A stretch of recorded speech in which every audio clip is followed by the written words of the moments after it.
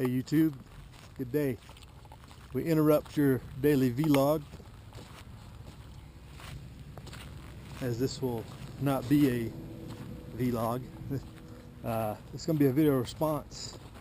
Backcountry Preps just put out a video. Really well done. I just had my comments I wanted to put into it. He's talking about this whole Hurricane Irma thing coming and the risk you would pose to yourself if you went out and stocked up on any preparations yourself. If you were out, as he put it, helping clearing the shelves, and what could happen potentially if somebody you knew,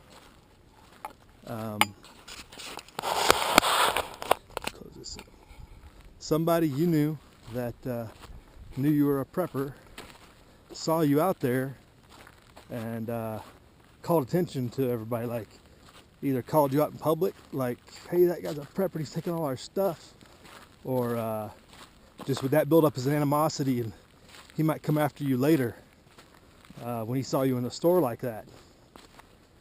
So I got some good comments, and pretty much everybody in the comment section is like, no, I wouldn't go to the store, I'm already prepped, I got everything I need, yada yada yada. I think my first point my first point would be that if you have somebody who's going to have animosity for you in that situation because you're a prepper, they already do. If somebody knows you have preps and have stockpiles and supplies or whatever, and they're that personality type, doesn't have to be a disaster coming, they already have that animosity built up.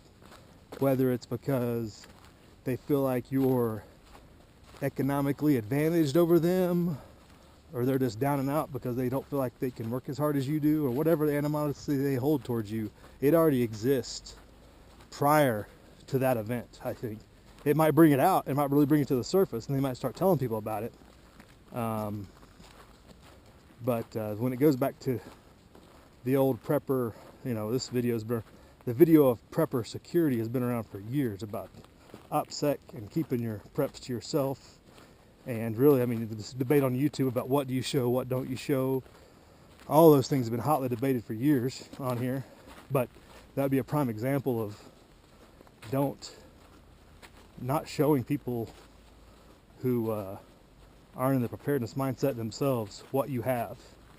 They're definitely not showing them everything, period. Would go along with that. But knowing who your neighbors are, because your neighbors are going to know a certain amount regardless. Getting the profile on your neighbors now is key. What's their mentality? What their lifestyle's like? Are they just a 9-to-5 worker, work hard person who, you know, maybe they're not preppers, but they're not bad people? Or are they the, you know, happy-go-lucky, waste every dollar they got, you know, never, you know, the grasshopper mentality, never saved up a day in their life, you know, and going on expensive vacations, whatever, you know, running it up on their MasterCard type of lifestyle. Knowing who you're dealing with. This is going to be especially important for the people in the urban areas and the suburbanites, I think. Especially if you're in occupied territory. If you're in occupied territory behind enemy lines, you're probably in areas where the laws are less favorable to you, and simple accusation from a neighbor can bring down the fist of government if they, you know, say something. That guy's got a fully automatic weapon, or I'm scared of him because he's got all these guns, or whatever. If you're in Connecticut, California, some of these places, I wouldn't want to be involved with the potential to just be easily compromised like that just because somebody's got an attitude. But more back to the subject.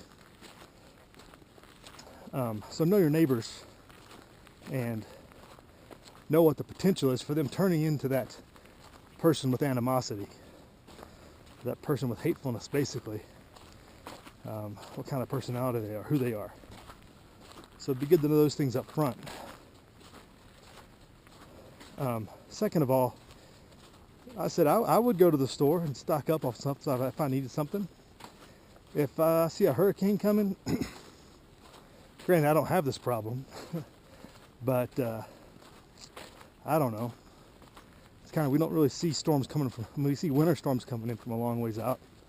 We can prepare for them in short notice, I guess. But like, yeah, we see a big winter storm coming, and we know it's only bad. Maybe it's, you know, twice as bad as anything we saw this winter. And they're calling it the end all be all, you know, 6-foot snowstorm or something crazy. I would have no problems going to the store and buying a little extra of whatever it is I thought I might need for that situation. Heck, I might need something I didn't realize I needed. Could be anything from as simple as some 2-cycle engine oil to something like everybody else. Maybe everybody else is, you know, you're stocking up on bread and milk like everybody else, right?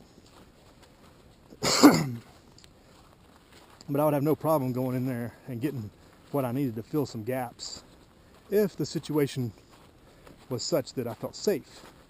If it's mass chaos and like literally like looting going on, I don't think I would. But if all things being equal, in a normal situation, people are just going out and buying things up and the stores are starting to get empty, I would fill up some gaps and buy a couple cases of water or whatever. Whatever you thought you might need. It's always good to get what you can when you can. But again, security is the key element to that, I think. Now, if you're locked tight and you're secure in your preps and you have definitely got everything for sure to ride out what's coming, yeah, probably not. But I don't think most of us are that well off to begin with, really. And I think that's one of the misconceptions. One of the problems you would run into is that the average person probably thinks you have more than you really have.